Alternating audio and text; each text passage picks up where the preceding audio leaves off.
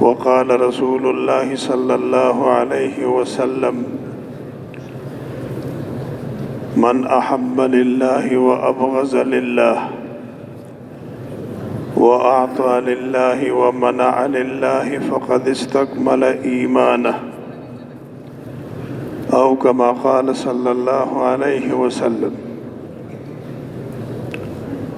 اللہ جل جلالہ عم نوالہ نے اپنے خصوصی فضل، کرم اور احسان سے ہمیں دین کی فکر میں جمع ہونے کی توفیق عطا فرمائی۔ اے محض اللہ تعالیٰ کی کرم نوازی ہے،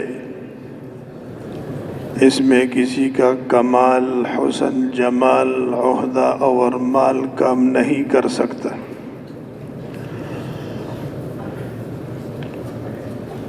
اور یہ وہ محنت ہے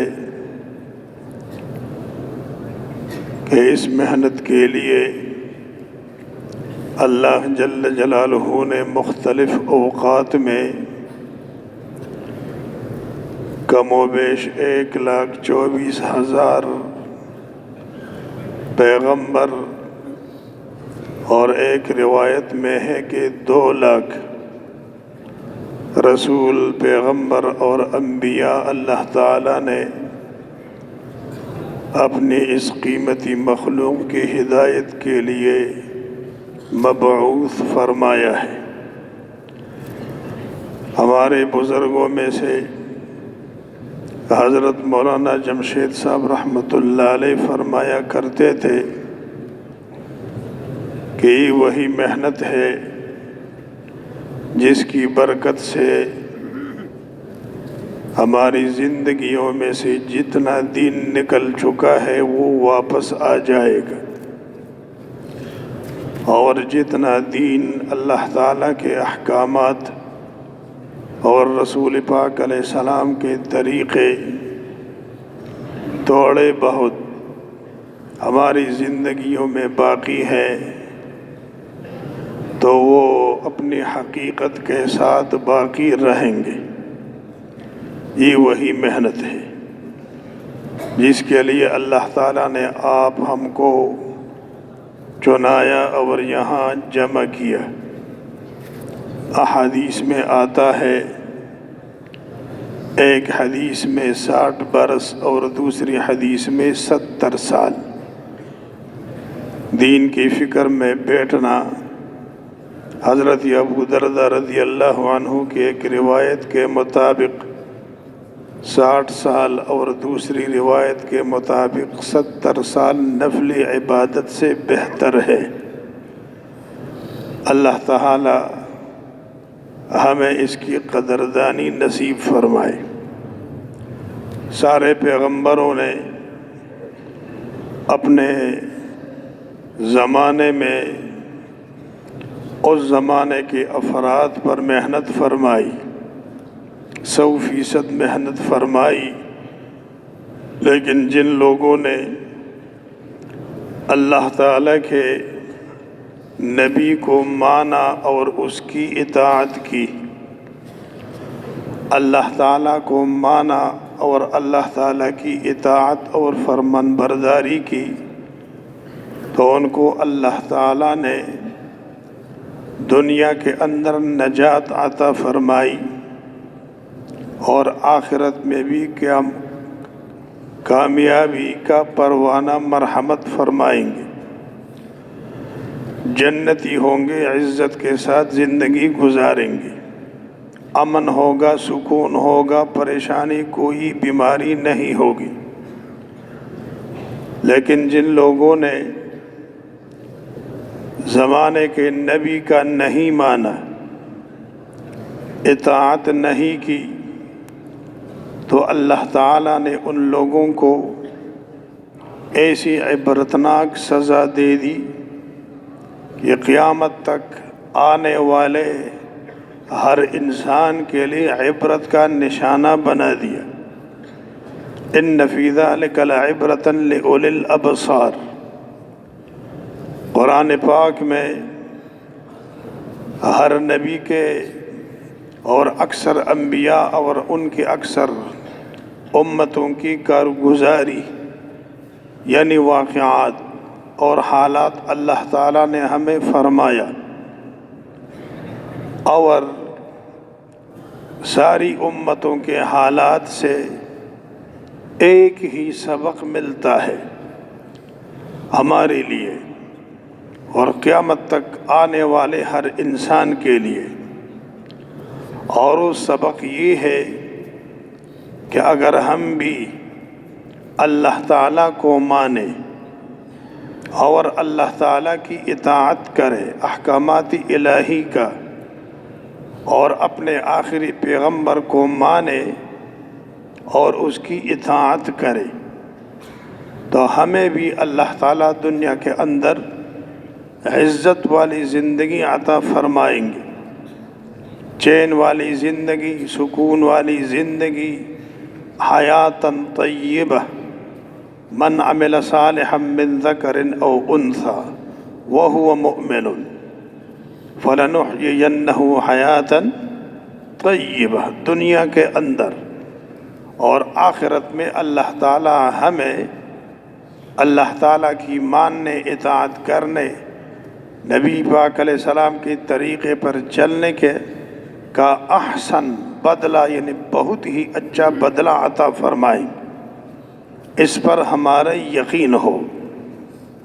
یہی محنت جو انبیاء اور رسل نے اپنے زمانے میں فرمائی، تو سب کے اخیر میں ہمارے آپ کے آقا نامدار حضرت محمد مصطفیٰ صلی اللہ علیہ وسلم کو ہمارے لیے ہماری رہنمائی، تربیت اور ہدایت کے لیے مبعوث فرمایا۔ بنی اسرائیل میں سے آخری نبی حضرت عیسیٰ علیہ السلام تشریف لائے تھے، اور حضرت عیسیٰ علیہ السلام سے تقریباً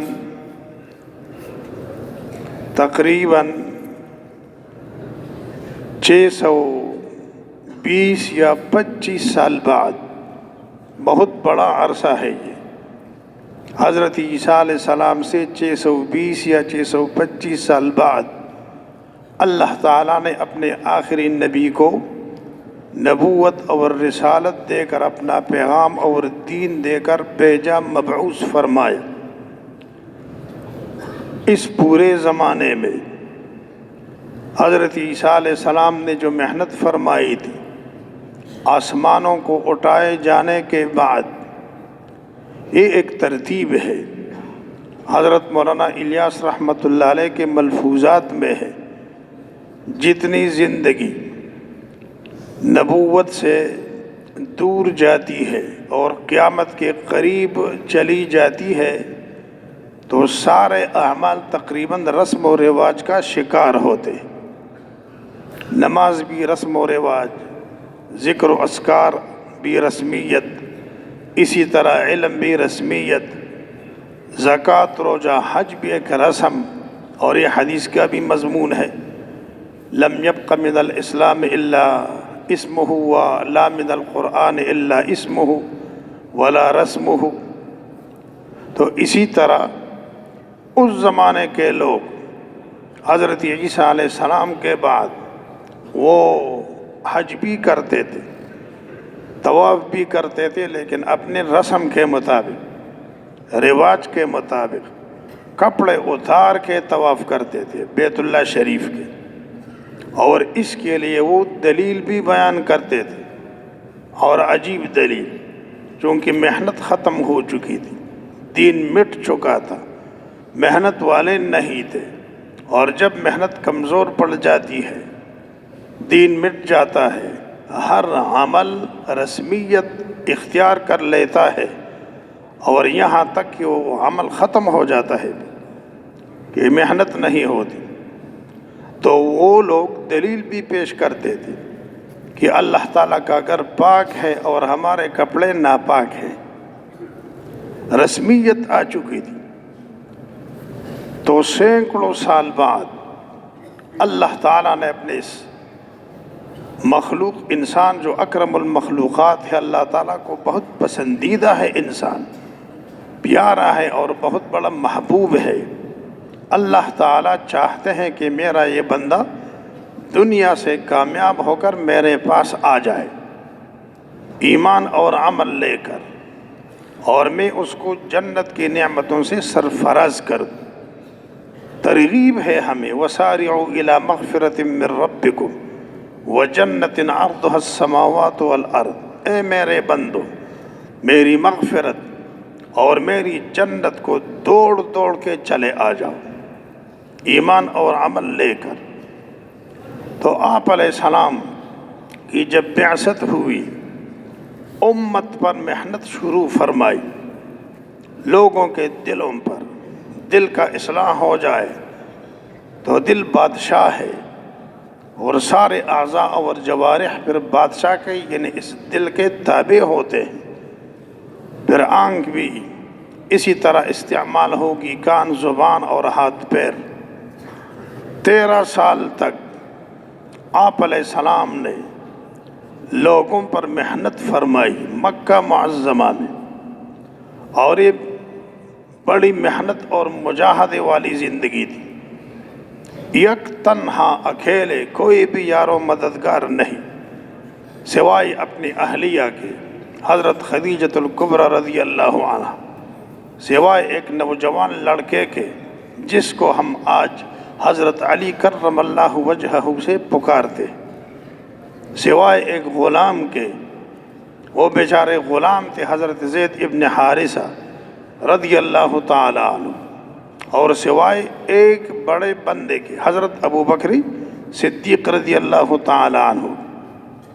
تو رسول پاک علیہ السلام کو جب حکم آیا اللہ تعالیٰ کی طرف سے کہ اب اپنی دعوت کی محنت علانیتاً یعنی ظاہر کرو، فاصدع بما تؤمر علانیتاً، تو آپ علیہ السلام مکہ مکرمہ کے بازاروں میں گھومتے تھے، پھرتے تھے، چکر لگاتے تھے، گشت کرتے تھے، اور لوگوں کو اللہ تعالیٰ کی طرف بلاتے تھے۔ دعوت کی محنت بنیاد اس سے ہوئی، اللہ تعالیٰ نے ہمیں تک اپنے اکابر اسلاف کی برکت سے وہ دعوت کی محنت پہنچائی ہے، الحمدللہ علی ذالک، بڑی قربانیوں کے ساتھ اور مجاہدے کے ساتھ۔ ایک صحابی ہے حضرت طارق ابن عبداللہ رضی اللہ عنہ، اس نے اسلام نہیں لایا تھا ابھی تک، بیان کرتے ہیں کہ میں مکہ معظمہ کے بازار میں کھڑا تھا، اور ایک نوجوان ہے بہت حسین و جمیل شخصیت، نورانی چہرہ، اور بازار میں پھر رہا ہے اور لوگوں کو پکارتا ہے، دعوت دیتا ہے کہ یا ایہا الناس قولوا لا الہ الا اللہ تفلحوا۔ عجیب کلمات ہے، یا ایہا الناس، ابتدائی محنت، لیکن اس ابتدائی محنت میں آپ علیہ السلام نے صرف اہل مکہ کو مخاطب نہیں کیا ہے کہ یا اہل مکہ، صرف عربوں کو مخاطب نہیں کیا کہ اے اہل عرب، کن کو مخاطب کیا ہے؟ الناس، پوری دنیا کے انسانوں کو، اے پوری دنیا کے انسانوں۔ وہاں تو مکہ مکرمہ کے بازار والے لوگ تھے، یا اہل السوق یا اہل العرب یا اہل مکہ نہیں، اس لیے کہ آپ علیہ السلام کی اس دعوت کی آواز میں اتنی قوت ہے کہ جب یہ دل کی گہرائیوں سے نکلے، زبانوں پر ظاہر ہو جائے، تو پھر دنیا کے ساری فضاؤں کو چیرتے ہوئے دنیا کے کونے کونے تک پہنچ جاتا ہے، دنیا کے کونے کونے تک۔ جیسا کہ حضرت ابراہیم علیہ السلام نے جب خانہ کعبہ بنایا، تعمیر سے فارغ ہوئے، تو اللہ جل جلالہ نے ابراہیم علیہ السلام کو فرمایا کہ اب لوگوں میں اعلان کرو کہ اللہ تعالیٰ نے تمہارے لیے خانہ کعبہ بنایا، اور تم پر اس کا حج یعنی اس کی طرف جانا، قصد اور ارادہ کرنا صاحب استطاعت ہو تو فرض کیا۔ سارے لوگوں کو اعلان کرو۔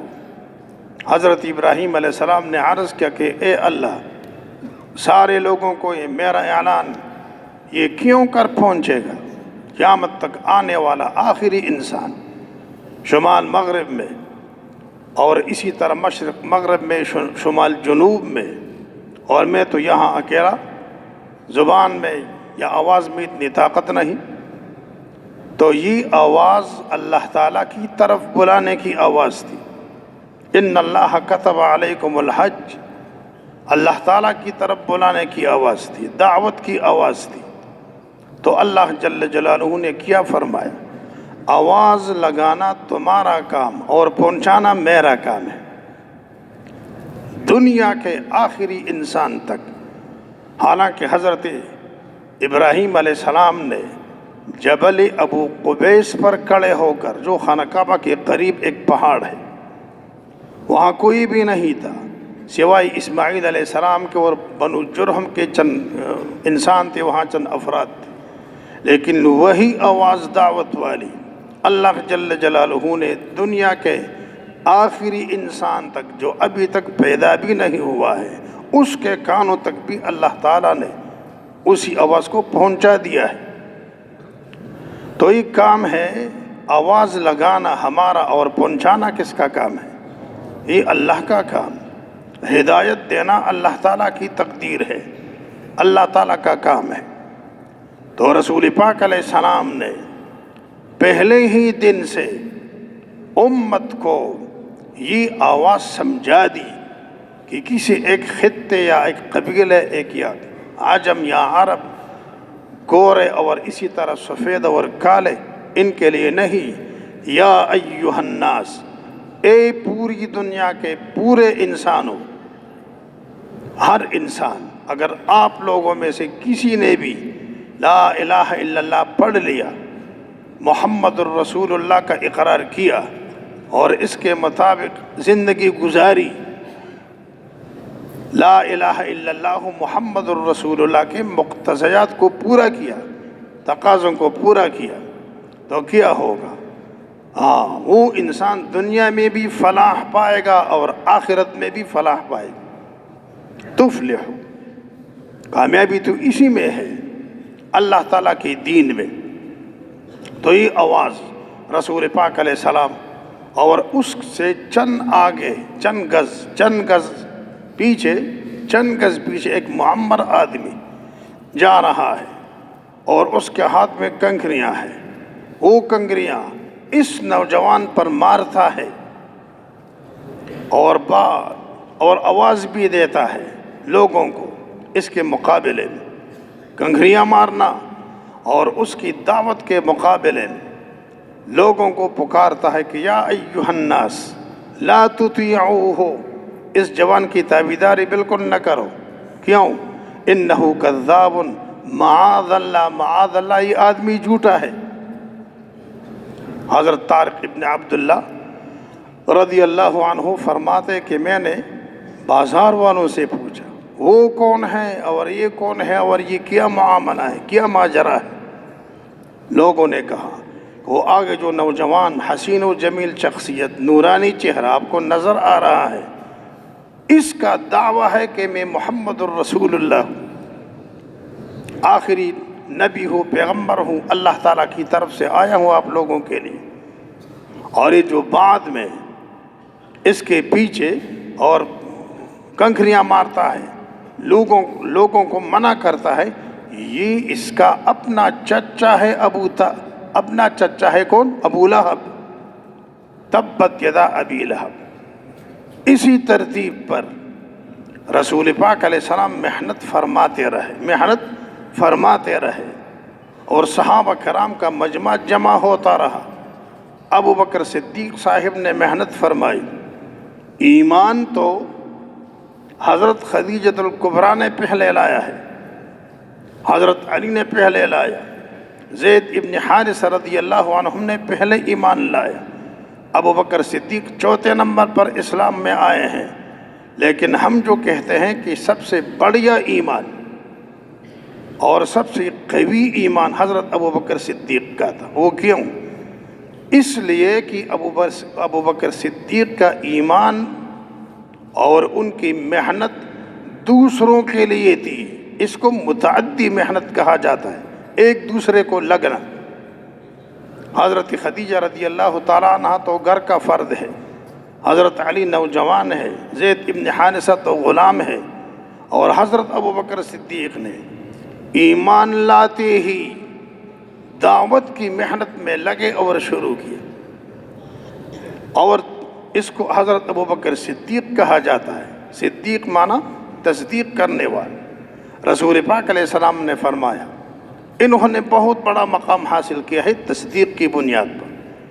ہر کسی نے میری دعوت میں ایمان لانے میں کچھ نہ کچھ تردد کیا ہے سوائے ابو بکر صدیق نے. حضرت ابو بکر صدیق کو میں نے ایمان پیش کیا اور فوراً قبول کر لی. البتہ ایک ہے، اس لیے کہ ابو بکر صدیق رضی اللہ تعالیٰ نے ایک عجیب صحابی ہے. پچھلے زمانے میں یعنی نبوت سے پہلے ایک دفعہ یہ سفر پہ گئے تھے شام کو. حضرت ابو بکر صدیق رضی اللہ عنہ شام گئے تھے. وہاں حضرت صدیق رضی اللہ عنہ نے ایک خواب دیکھا. خواب کیا دیکھا کتابوں میں اس کا تذکرہ نہیں ہے، لیکن وہاں کے ایک بہت بڑے عالم، تورات کے عالم یا انجیل کے عالم راہب سے خواب کی تعبیر کے بارے میں دریافت کیا. اس نے خواب سن لیا اور اس سے پوچھا، حضرت ابو بکر صدیق سے پوچھا کہ تمہارا نام کیا ہے؟ اس نے اپنا نام بتایا، من اسمک ابو بکر. پھر پوچھا من ای بلدۃ انت، کس گاؤں سے تمہارا تعلق ہے؟ اس نے کہا مکہ مکرمہ سے. پھر تو 3 باتیں اور ہوئی. پیشہ کیا ہے تمہارا؟ تجارت ہے، تجارت کے لیے گئے تھے وہاں. اور پھر اس کے چہرے کو اور اسی طرح دیکھ لیا غور سے. پھر اس راہب نے حضرت ابو بکر صدیق رضی اللہ تعالیٰ عنہ کو کہا کہ تمہاری اس خواب کی تعبیر یہ ہے کہ تمہارے گاؤں میں یعنی مکہ مکرمہ میں ایک آدمی نبوت کا دعویٰ کرے گا. وہ اپنے کو نبی کہلائے گا، اللہ کا آخری رسول کہلائے گا، محمد اس کا نام ہے. اور تم اے ابو بکر حالت حیات میں یعنی اس کی زندگی میں اس کے معاون ہوں گے. وَتَكُونُ أَنْتَ وَزِيرَهُ فِي الدُّنْيَا، اور اس کے دنیا سے پردہ فرمانے کے بعد آپ اس کے نائب اور خلیفہ ہوں گے. تمہاری اس خواب کی یہی تعبیر. معاونت کریں گے اس کی دین کی محنت میں، یہی معاونت کی صورت بن گئی. حضرت ابو بکر صدیق نے خواب بھی رسول پاک علیہ السلام کے سامنے عرض نہیں کیا ہے اور نہ اس کی اس تعبیر کو. بالکل خاموشی کے ساتھ اپنے دل میں چھپائے ہوئے. عجیب صحابہ تھے.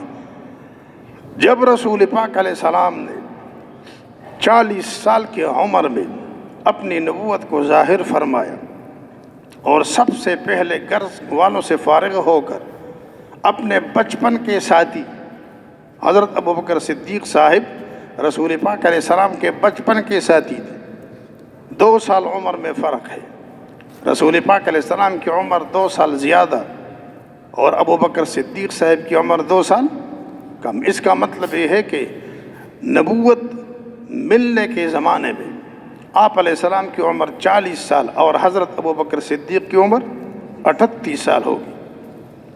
جب آپ علیہ السلام نے حضرت ابو بکر صدیق صاحب کو دعوت دی ایمان و اسلام کا کہ میں نبی ہوں اور رسول ہوں، تو اس موقع پر اپنے خواب کو کوئی شک شبہ نہیں ہے، کوئی تردد نہیں. صرف رسول پاک علیہ السلام کے بارے میں جو خواب دیکھا تو ہے سچ، لیکن اس کی تصدیق کے لیے ابو بکر صدیق صاحب نے عرض کیا کہ اے اللہ کے رسول، آپ کی نبوت کی دلیل کیا ہے؟ رسالت کی رسول ہونے کی دلیل کیا ہے؟ تو آپ علیہ السلام نے فرمایا کہ میری نبوت کی دلیل تمہارا وہی خواب ہے جو آپ نے شام کے سفر میں دیکھا، وہ میری نبوت کی دلیل ہے. تو حضرت ابو بکر صدیق رضی اللہ تعالیٰ عنہ نے آپ علیہ السلام سے اسی طرح معانقہ کیا، بغلگیر ہوئے اور پیشانی پر بوسہ لیا، پیشانی پر، اور کہا کہ اللہ تعالیٰ کا بہت بڑا شکر ہے کہ بچپن ہی سے میری زندگی جو ہے اس مقدس شخصیت کے ساتھ گزر رہی ہے۔ اتنے عظیم دعوت کی محنت شروع کر دی۔ حضرت عثمان رضی اللہ عنہ اس کی دعوت پر آئے۔ کیا ہے یہ؟ حضرت عبد الرحمن ابن عوف رضی اللہ عنہ، حضرت ابو بکر صدیق صاحب کی دعوت پر آئے۔ حضرت سعد ابن ابی وقاص رضی اللہ عنہ اس کی دعوت پر آئے ہیں۔ حضرت عبد الرحمن ابن عوف رضی اللہ عنہ اس کی دعوت پر آئے ہیں۔ یہ سارے جو میں نے ذکر کیے 5 صحابی، بعد میں رسول پاک علیہ السلام نے ان سب کو ایک ہی مجلس میں جنت کی خوشخبری سنا دی، جس کو ہم 10 مبشرہ سے پکارتے ہیں۔ ابو بکر فی الجنہ، عمر فی الجنہ، علی فی الجنہ، عبد الرحمن فی الجنہ۔ یہ کیوں؟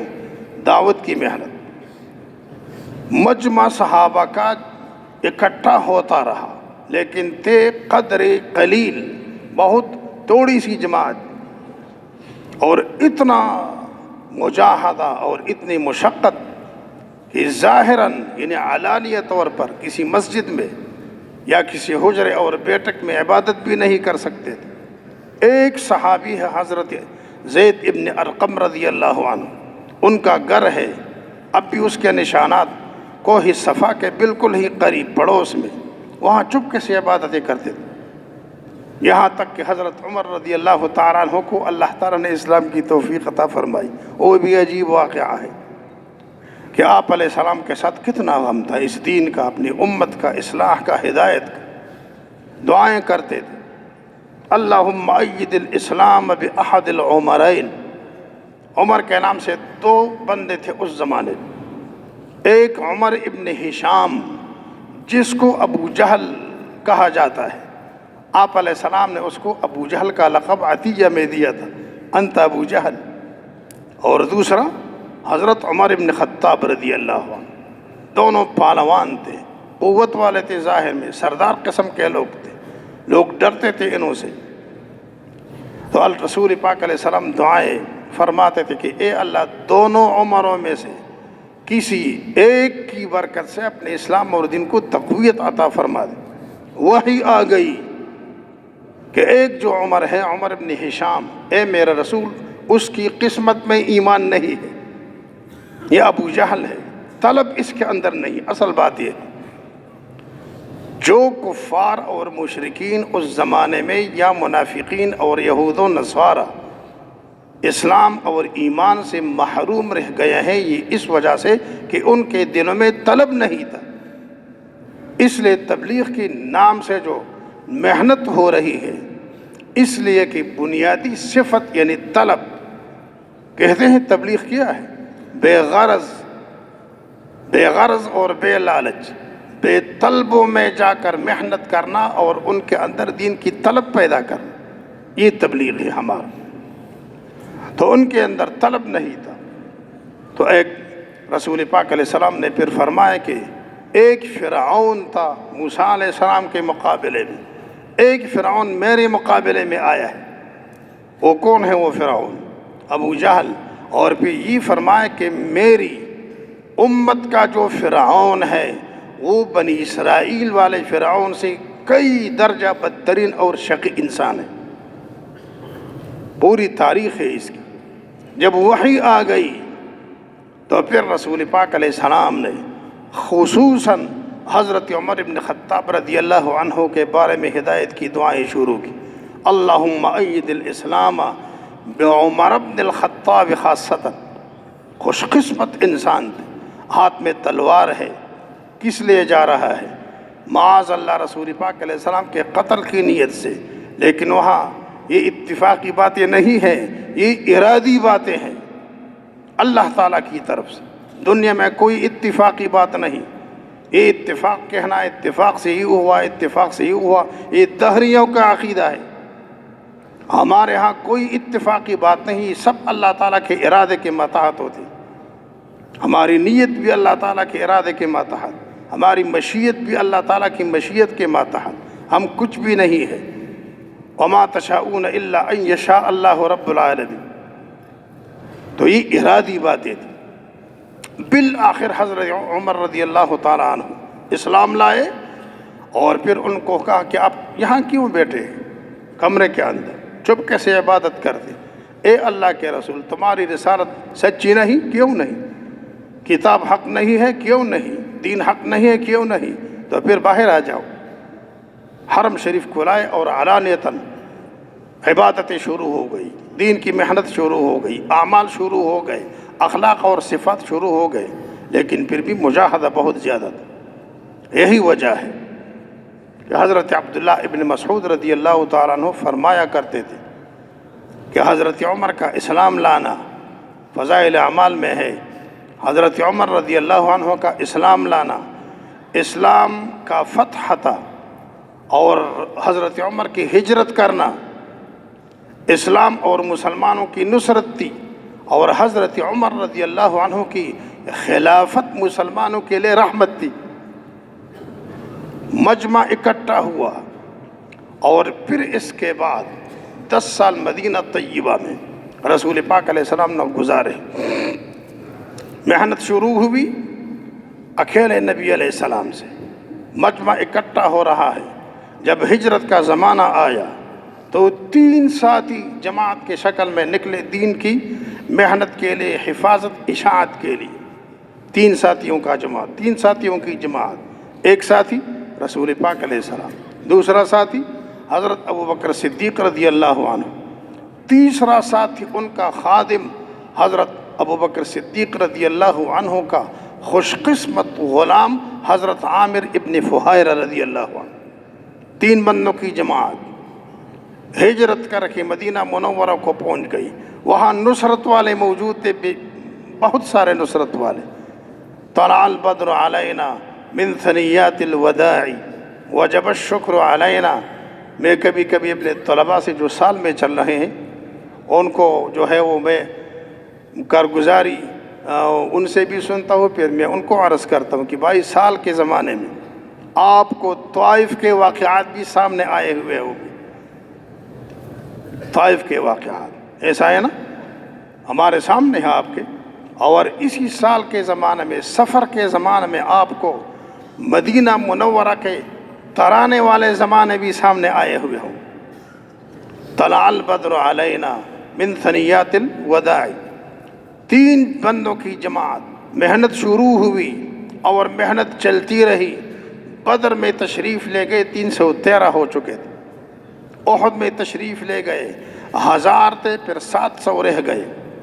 حدیبیہ میں تشریف لے گئے، 1400 کی جماعت، اور جب صلح ہوا تو یہ دین اسلام کا دروازہ کھولا اللہ تعالیٰ نے۔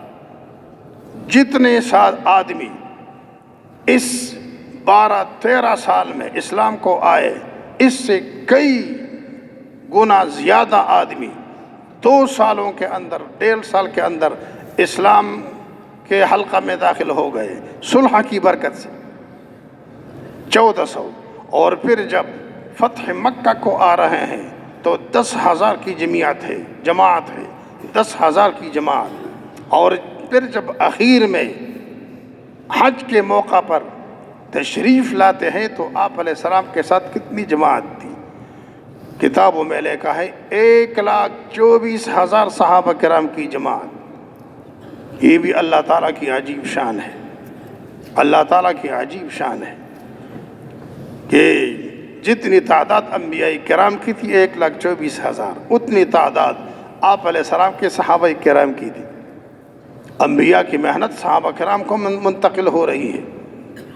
313 رسول ہیں، 313 بدریین ہیں، 4 کتابیں آسمان سے نازل ہوئی، 4 بڑے بڑے صحابہ ہیں ہمارے خلفاء۔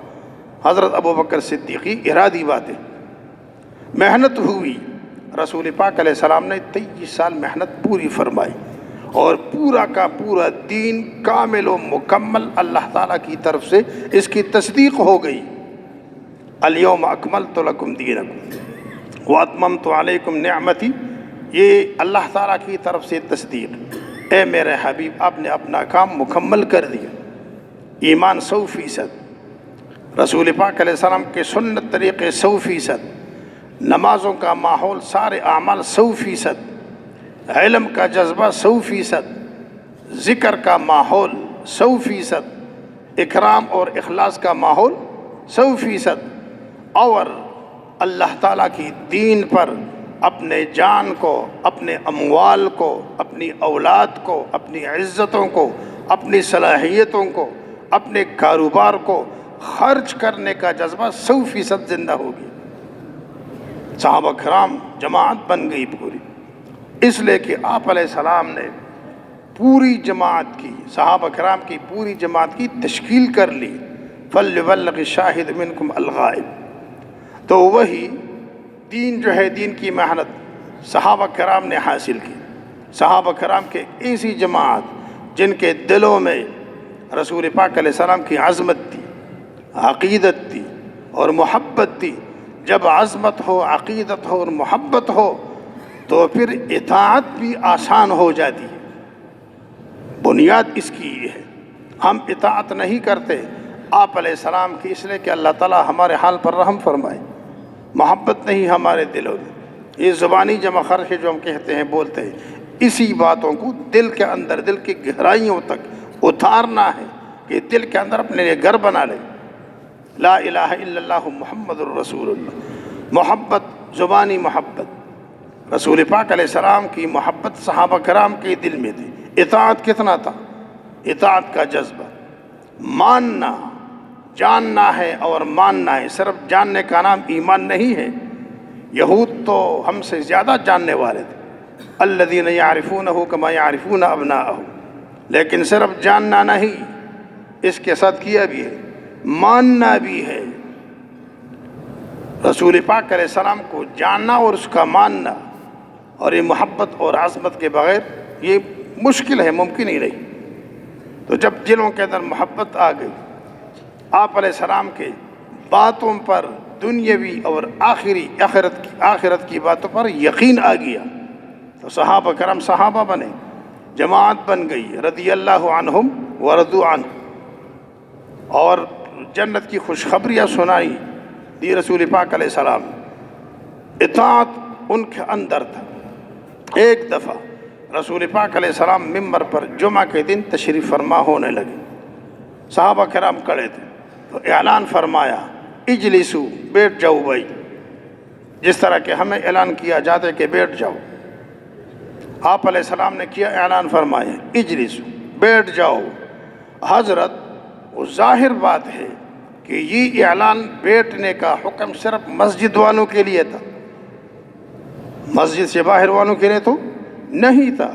لیکن ایک صحابی ہے، حضرت عبداللہ ابن عمر ابن العاص رضی اللہ عنہ، وہ مسجد سے باہر، مسجد کو آ رہے ہیں، مسجد کی طرف تشریف لا رہے ہیں۔ مسجد سے باہر جب اس نے یہ سنا کہ آپ علیہ السلام فرما رہے ہیں کہ اجلسو، تو وہیں بیٹھ گئے۔ اس کو اطاعت کہا جاتا۔ اب اس میں یہ اگر مگر چوں چرا کوئی نہیں کہ یہ حکم تو مسجد والوں کی ہے، باہر والوں کے لیے تو صحابہ کا ایسا ایمان بنا تھا، ایسا جذبہ اور ایسا محبت، پھر اس میں اگر مگر کا نہیں سوال، چوں چرا بھی نہیں، وہیں بیٹھ گئے اور خطبہ کے اخیر تک وہیں بیٹھے رہے۔ جب خطبہ سے فارغ ہوئے، تشریف لائے مسجد کو، کسی نے رسول پاک علیہ السلام کو اس صحابی کی اس عمل کی کارگزاری سنائی، تو اس کو قریب بلایا، خوش ہوئے اور دعا دی، اے عمر ابن العاص، عبداللہ ابن عمر ابن العاص، اللہ تعالیٰ تجھ کو اپنے رسول کی اطاعت کا شوق اور جذبہ اور بھی بڑھا دے۔ صحابہ کے دلوں میں، ہمارے دلوں میں ایسا جذبہ نہیں ہے۔ یہ محنت تبلیغ کا اس لیے ہو رہی ہے کہ ہم پکے ایمان والے بنیں۔ یقین کس کی ذات پر ہو؟ اللہ تعالیٰ کی ذات پر ہو۔ قل کل من عند اللہ، ہر حالت جو ہم پر آ رہی ہے، خوشی ہے یا غمی ہے، مزاج کے مطابق ہے یا مزاج کے مخالف، اور یہ حالات کا الٹنا پلٹنا، عدل بدل ہونا، یہ اللہ تعالیٰ کی قدرت کی دلیل ہے، اللہ تعالیٰ کی وحدانیت کی دلیل ہے۔ اس لیے حضرت علی رضی اللہ تعالیٰ عنہ نے فرمایا، عرفت ربی بفسخ العزائم، عرفت ربی بفسخ العزائم میں نے اپنے رب کو اس سے پہچانا کہ میں ایک کام کا ارادہ کرتا ہوں اور وہ کام نہیں ہوتا، میں تو چاہتا ہوں کہ یہ ہو جائے، یہ خوشی مجھے نصیب ہو جائے، اتنا نفع مجھے مل جائے، میرے بھائی بیمار ہے، باپ بیمار ہے، اس کو صحت نصیب ہو جائے، لیکن ہوتا؟ اس لیے میں سمجھا کہ میری ارادے، میری قوت اور طاقت کے اوپر کسی اور کی قوت اور طاقت جو ہے وہ کار فرما ہے۔ وہ کون ہے؟ وہ اللہ ہے، لا الہ الا اللہ ہے۔ اور رسول پاک علیہ السلام کے ساتھ عقیدت اور محبت، ان کے باتوں پر پختہ یقین۔ آپ کو معلوم ہے یہ محنت اس لیے ہو رہی ہم ایمان والے بن جائیں، سنت طریقوں والے بن جائیں، اور اس پر ہمارا یقین آ جائے کہ ہماری دنیا آخرت کی کامیابی اللہ تعالیٰ نے اس میں رکھی ہے۔ 100% نمازی بنے، عمل والے بنے، ہمارے جتنے بھی حالات ہیں، مسائل ہیں، اللہ تعالیٰ نے وسائل سے نہیں جوڑے بلکہ اعمال سے جوڑے ہیں۔ ملک اور مال میں نہیں، یہ ایمان اور اعمال میں ہے۔ ملک و مال یہ تو ایک سبب ہے روزی کا، اور یہ بھی ظنی ہے، یقینی نہیں۔ دکان سبب ہے بے شک، لیکن یقینی سبب۔ اس لیے بسا اوقات ایک آدمی دکان میں تاوان کرتا ہے، اگر یہ روزی کا سبب یقینی طور پر ہوتا تو ہر وقت نفع ہوتا، خسارہ سے محفوظ رہتا۔ اسی طرح زراعت ہے، اسی طرح ملازمت ہے، اسی طرح حکومت کے عہدے ہیں جتنے بھی ہوں۔ اور یقینی سبب جو ہے ہماری روزی کا وہ اعمال ہے، نماز ہے، روزہ ہے، حج زکوٰۃ ہے، صبح کے وقت سورہ یاسین پڑھنا ہے۔ من قرأ یاسین فی اول النہار قضیت حوائجہ، جس آدمی نے صبح کے وقت ایک دفعہ سورہ یاسین پڑھ لیا، اس کے سارے حاجات مغرب تک پورے ہو گئے۔ اللہ تعالیٰ نے رسول پاک علیہ السلام نے کتنا پکا جو ہے ہمیں اس کا جو فضیلت بیان فرمائے، پکی بات ہے یہ۔ ایک دفعہ یہ ہمارے نماز میں کتنی قوت ہے، دعا میں کتنی قوت ہے اور حفاظت ہے۔ حدیث میں آیا ہے جو آدمی صبح کی نماز جماعت سے پڑھ لے، دائیں طرف سلام پھیر لے اور بائیں طرف سلام پھیر لے، تو حدیث میں آیا ہے کہ یہ آدمی اللہ تعالیٰ کی ذمے میں داخل ہو گیا، دخل فی ذمت اللہ۔ تو ایک دفعہ حاجی صاحب نے مرکز میں بیان میں صبح کی بیان میں فرمایا کہ ہمیں اتنی محنت کرنی چاہیے۔ اگر ہمارا یقین صرف اس حدیث پر آ گیا کہ میں اس طرف کو سلام پھیرتا ہوں اور میرے دل میں یہ بات آ جائے کہ میں تو اللہ تعالیٰ کی ذمہ داری میں داخل ہو گیا، تو پھر کیا ہے؟ کوئی پریشانی ہے؟ میں اللہ تعالیٰ کی ذمہ داری میں داخل ہو گیا۔ ہم جتنے بھی یہاں بیٹھے ہوئے ہیں، کسی سے پوچھنے کی بات نہیں ہے، میں اپنے سے پوچھتا ہوں کہ کتنا دفعہ آپ نے صبح کی نماز میں اس طرف سلام پھیرنے کے وقت اس فضیلت کا استحضار کیا ہے؟ نہیں کیا ہے، کمزور ہے ہم۔ یہ محنت اس لیے ہو رہی کہ فضائل کا استحضار ہو، علم کے مسائل ہو، اخلاقیات اور صفات ہو۔ دعا میں کتنی قوت ہے، عمل میں کتنی قوت ہے۔ جس بندے نے رات کے وقت ایک ہی دفعہ سورۃ واقعہ پڑھ لیا تو یہ کبھی بھی غریب نہیں ہوگا۔ یہ یقین کے ساتھ کرنا ہے اور استحضار فضائل کے ساتھ، جس طرح کہ صحابہ کرام کو اس کا یقین حاصل۔ حضرت عبداللہ ابن مسعود ایسے صحابی ہیں، ایمان کا ایک مجسمہ، یعنی سر سے لے کر پیر تک، ظاہری قد قامت جسامت حضرت عبداللہ ابن مسعود رضی اللہ عنہ کی بہت کمزور تھی، بہت کمزور۔ لیکن آپ علیہ السلام نے ایک دفعہ فرمایا کہ قیامت کے دن ترازو لگے گا، میزان، ترازو، اس کا ایک پلڑا کتنا ہے، دوسرا کتنا ہے، احادیث میں آیا ہے ایک پلڑا اس کا اتنا ہے کہ پوری کائنات اس کے اندر سما سکے گی۔ تو فرمایا یہ عبداللہ ابن مسعود ہے، قیامت کے دن ساری کائنات، ساتوں زمین، ساتوں آسمان اور جتنے بھی ہے، یہ ترازو کے ایک پلڑے میں رکھ دیے جائے، اور ایک چھوٹا سا کمزور آدمی عبداللہ ابن مسعود دوسرے پلڑے میں رکھ دیا جائے تو یہ جھک جائے گا۔ یہ ایمان کی قوت تھی۔ تو ایمان کی قوت کیوں نہ ہوتی؟ بیمار ہو گئے اور بیماری بھی مرض الوفات کی ہے۔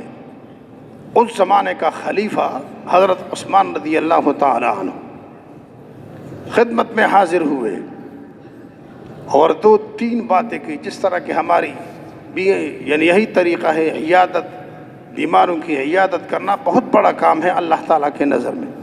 70,000 فرشتے صبح سے لے کر شام تک، اور شام اگر عیادت کی تو شام سے مغرب سے صبح تک 70,000 فرشتے دعاؤں میں لگتے ہیں۔ حضرت عثمان رضی اللہ عنہ حاضر خدمت ہوئے اور حضرت عبداللہ ابن مسعود رضی اللہ عنہ سے پوچھا کیا بیماری ہے؟ ما تشتکی، کیا شکایت ہے؟ ہم ایک دوسرے سے پوچھتے ہیں نا کیا شکایت ہے، تو ہم کیا کہتے ہیں؟ سر میں درد ہے، پیٹ میں درد ہے، شوگر زیادہ ہوا ہے، بلڈ پریشر نے حملہ کیا ہے۔ حضرت عبداللہ ابن مسعود رضی اللہ عنہ نے جواب میں کہا کہ میری شکایت اپنی گناہ ہے بس، ما تشتکی ذنوبی، گناہ۔ پھر دوسرا حضرت عثمان رضی اللہ عنہ نے پھر پوچھا کس چیز کو دل چاہتا ہے، کیا چاہت ہے؟ جس طرح کہ ہم ایک دوسرے سے پوچھتے ما تشتہی، کھانے پینے کی چیز۔ حضرت عبداللہ ابن مسعود صاحب نے جواب دیا رحمت ربی، اللہ تعالیٰ کی رحمت کی چاہت ہے۔ زندگی کس میں گزری؟ رحمت کی چاہت ہے مجھے۔ پھر پوچھا کہ تمہارے لیے طبیب کا انتظام کروں، علاج معالجہ کرے؟ یقین کا جواب دیا الطبیب امرضنی، اللہ تعالیٰ طبیب ہے، اس نے تو مجھے بیمار کر کے رکھا ہے۔ طبیب تو وہ ہے حقیقت میں، بیماری کس کی طرف سے ہے اور صحت کس کی طرف سے ہے، یہ ہمارا یقین بن جائے، زندگی آسان ہو جائے گی۔ سکون والی زندگی یہ ہے کہ ہمارا جو بھی ہمارے اوپر حالت، اگر ہم اس حالت کی نسبت کس کی طرف کریں، بھائی وہ ہمارا مالک ہے، مالک اس کی مرضی ہے، جیسا کرے اس کی مرضی۔ تو حضرت عبداللہ ابن مسعود صاحب نے کہ یقین کا جواب دیا، اس نے جو صحت والا ہے اس نے تو مجھے مریض کر دیا ہے۔ پھر پوچھا اور کہا تمہارے لیے بیت المال سے کوئی وظیفہ مقرر کروں، یہ تمہارا کام آئے گا۔ حضرت عبداللہ ابن مسعود رضی اللہ عنہ نے فرمایا کہ مجھے وظیفے کی کیا ضرورت، میں نے تو سفر آخرت شروع کیا ہے، اب تو یہ سارے چیزیں دنیا والوں کے لیے۔ اچھا، حضرت عثمان رضی اللہ عنہ نے پھر عرض کیا کہ یا عبداللہ ابن مسعود، تمہارے لیے وظیفہ مقرر کرتا ہوں تاکہ تمہارے گھر کے بندوں کے لیے، عورتوں کے لیے، لڑکیوں کے لیے، بنات کے لیے کچھ کام آ جائے گا۔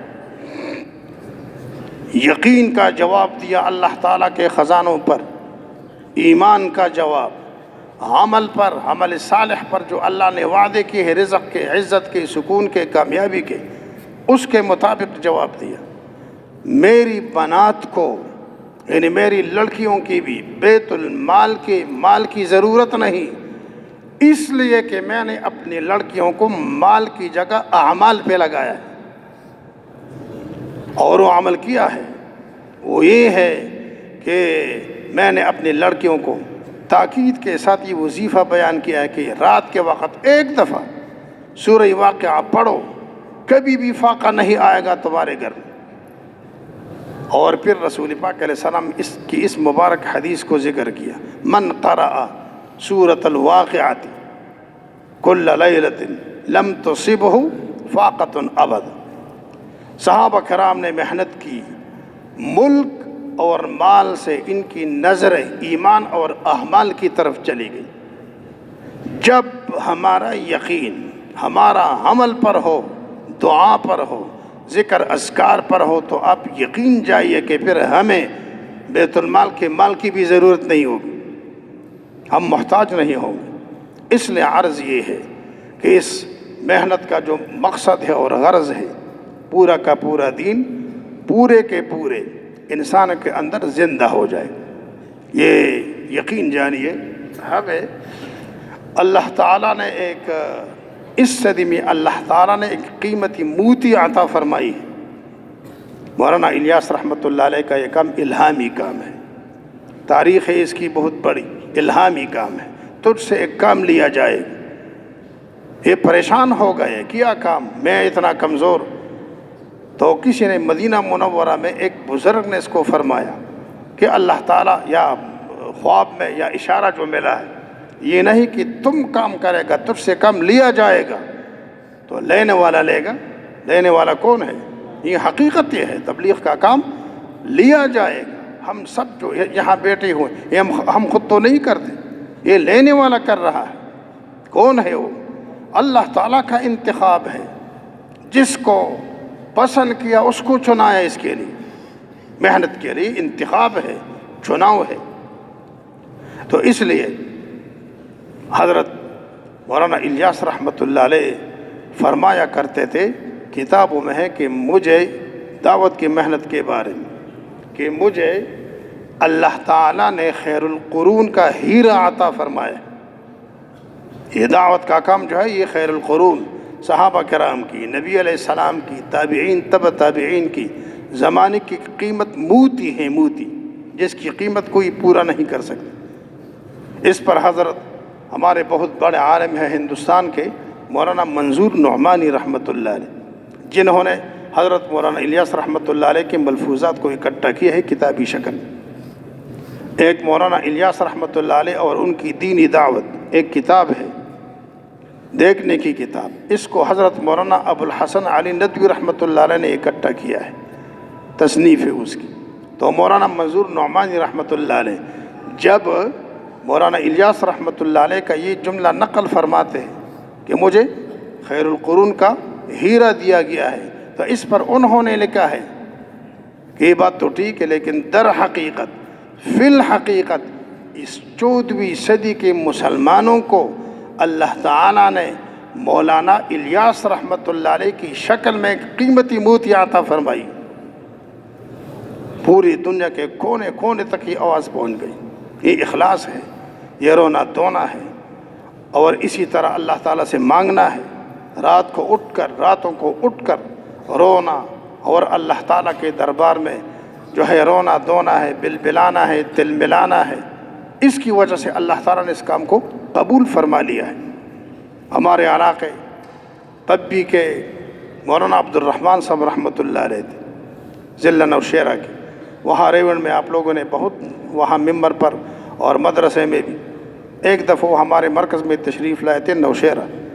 میں اس کے ساتھ جا رہا تھا تو میں نے کہا کہ یہ تبلیغ کا کام ہے، تو انہوں نے یہ فرمایا کہ بھائی یہ تبلیغ کا کام جو ہے یہ اللہ تعالیٰ نے قبول فرمایا ہے، اور پھر اس کی ایک دلیل دی، اگر یہ کام اللہ کے نظر میں قبول نہ ہوتا تو اس سے ہدایت نہیں پھیلتی، پھر یہ گمراہی کا ذریعہ بنتا۔ حقیقت یہ ہے، ہم نے دیکھ لیا، آپ لوگوں نے دیکھ لیا، اس دعوت کی محنت سے سنت زندگی قدر وجود میں آ گئی۔ اب بھی کمی ہے بہت، لیکن محنت ضروری ہے۔